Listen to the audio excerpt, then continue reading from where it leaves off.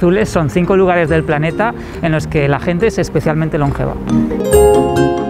En la isla de Okinawa, Japón, se encuentran las mujeres más ancianas de la Tierra, que alcanzan los 90 años de media. Ikaria, una isla griega en el mar Egeo, tiene una gran población longeva, con los niveles más bajos de demencia senil.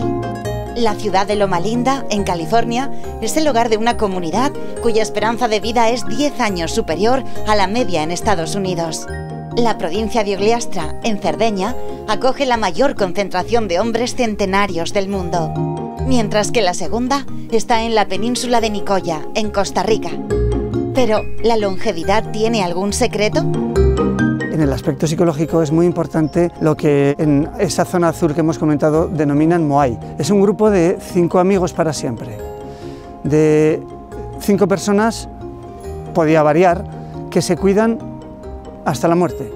Yo creo que adaptado a nuestra sociedad y a nuestro modo de vida, algo así, ese sentido de la comunidad compartida, podría servir para evitar tanta soledad de la gente mayor y quizá para también evitar asistencia y medicación prescindible.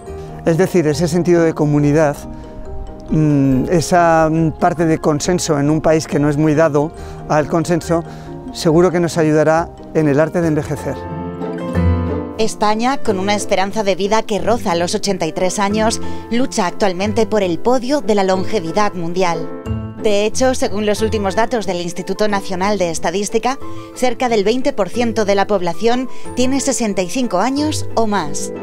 A las aragonesas les espera, de media, una vida por delante de 86 años y los varones superarán los 81. Se trata de una de las comunidades autónomas con una esperanza de vida de las más altas del país y también del mundo. Hay razones genéticas y factores internos combinados con otros externos como pues el clima, incluso la asistencia médica que tengamos en nuestra sociedad, la nutrición, pero que también se han de complementar con nuestros hábitos saludables de vida, manteniéndolos. Es decir, que se nace, pero también se hace. Llegar a la centena es una meta cada vez más alcanzable para todos. Aunque lo importante es seguir cumpliendo años sin dejar que disminuya nuestro bienestar emocional.